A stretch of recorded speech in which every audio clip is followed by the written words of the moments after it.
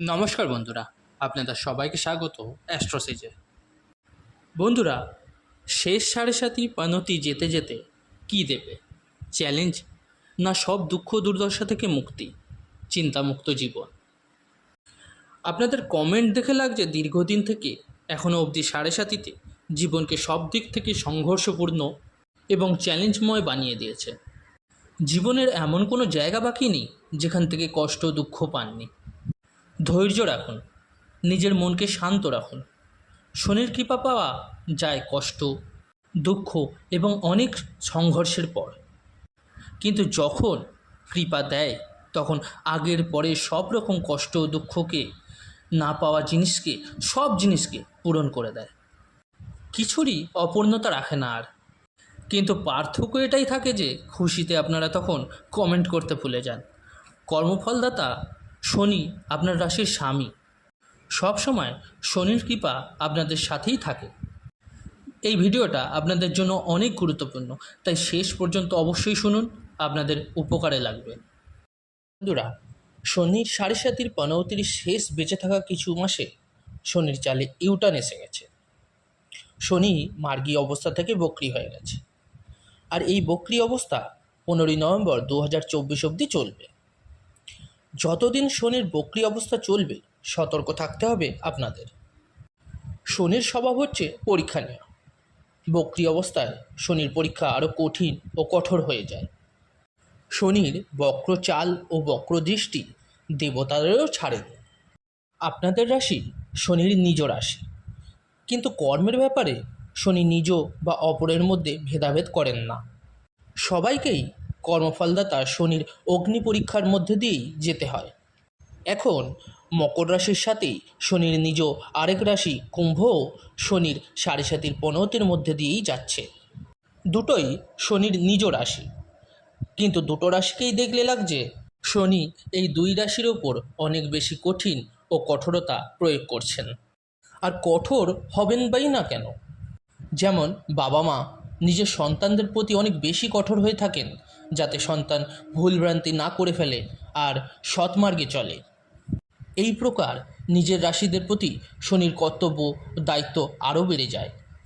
শনি সবসময় নিজের দায়িত্ব অনেক কুশলতার সঙ্গে পালন করে, কিন্তু মকর আর কুম্ভদের যখন সফলতা মেলে তা হয় দেখবার মতন। উন্নতির শিখরে পৌঁছে দেন। এই সফলতার পেছনে ব্যক্তির জেদ, ধৈর্য, কঠোর পরিশ্রম এবং চেষ্টা, তা সময় এবং ভগবান ভালো করেই জানেন। একদিন সূর্যের সমান নাম যশ চমকায় এদের। সাড়ে সাতির পনতির অন্তিম প্রভাব রাশির দ্বিতীয় ভাগে হয়ে থাকে।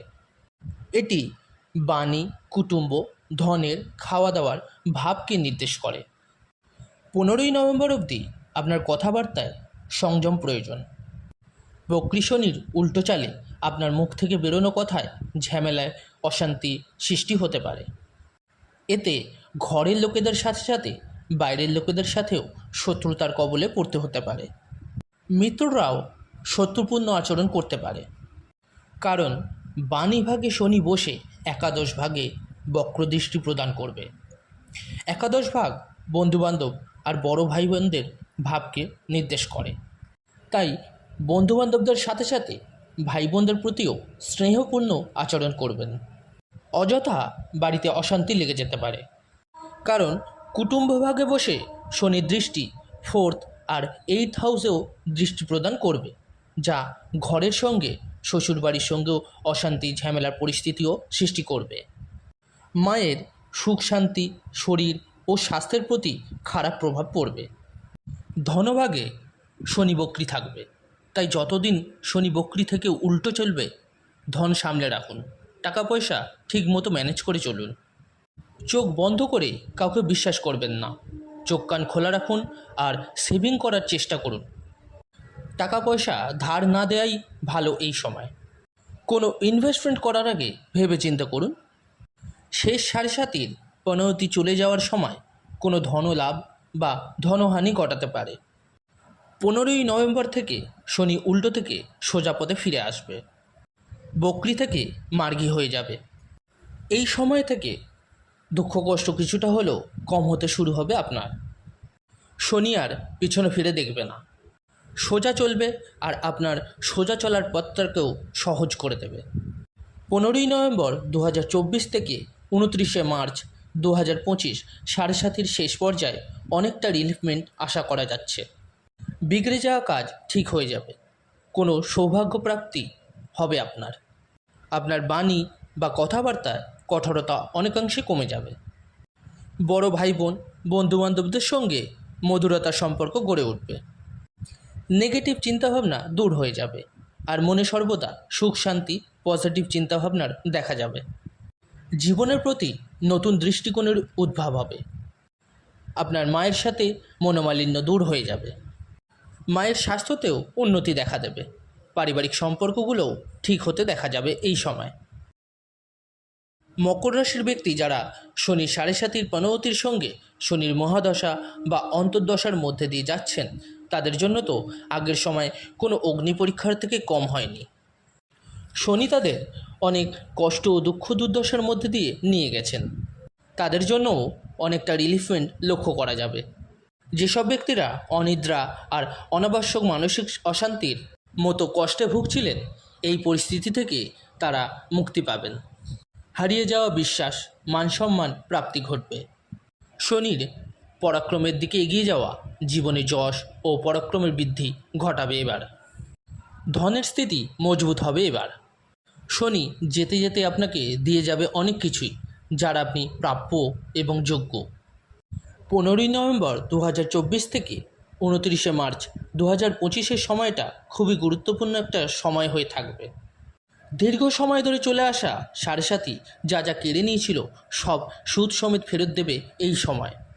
29শে মার্চ 2025 আপনার শনি সাড়ে সাতি সমাপ্ত হয়ে যাবে। সেই সময় এসে যাবে যখন শনি রাশি পরিবর্তন করে পরাক্রম ভাগে চলে আসবে। সাড়ে সাতি থেকে মুক্তি মিলবে। এরপর আপনি শনির রোষের মুখে পড়বেন না আর। শনির ন্যায়ের লাঠি আপনার ওপরে না, এবার আপনার শত্রুদের ওপর পড়বে। দীর্ঘ সময় থেকে চিন্তা আর অবসাদের কারণ শত্রুদের থেকে মুক্তি মিলবে। আপনার কাছে অত্যাধিক ক্ষমতা আর মনোবলের বৃদ্ধি পাবে। যারা আপনার কঠিন সময়ে আপনাকে ছেড়ে চলে গেছিল, তারা আবার ফিরে আসবে, পেছন পেছন ঘুরবে আপনার।